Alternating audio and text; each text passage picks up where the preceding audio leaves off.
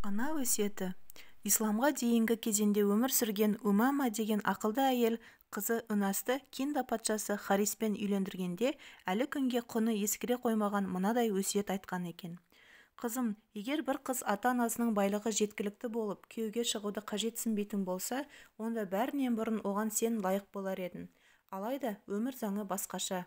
Ер адам қалайша біз үшін жаратылса, әйел де о баста ер адам үшін жаратылған. Қызым, сен өзіңді туып, аялап өсірген әке-шешенің ұясынан ұшып, жат жұртқа кетіп бара жатырсың. Ендігі уақытта сен күйеуіне бағынып, оның ризашылығын алып отырғайсың. Сонда ол да сенің алдында құлындай құра құшатын болады. Сен оны сыйлаған сайын, ол да сені жақсы көріп, қалағаныңды істейтін болады. Мен саған қазір 10 өсиет айтайын. Егер сен оларды бұлжытпай орындайтын болсаң, күйеуіңмен ара қатынасың да мін болмайды. Үйге ішіп жейтін не әкелсе де шын жүрекпен қабыл ал, қанағат иесі бол. Не істе десе соны істе, тыйым салған нәрселеріне жолама. Үй ішінде үсті басынды да таза ұста.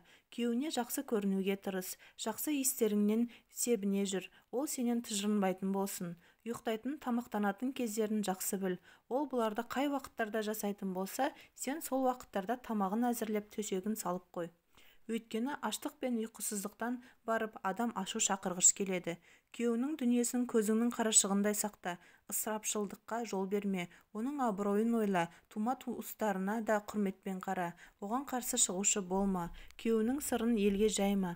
Қарсы шықсан, саған деген өшпенділігі оянады, ал сырын елге жайсан, қиянаттан көз ашпайтын боласың. Күйеуін қайғырып отырғанда сен қуанышты болма, күйеуін қуанышты кезде сен қайғырма.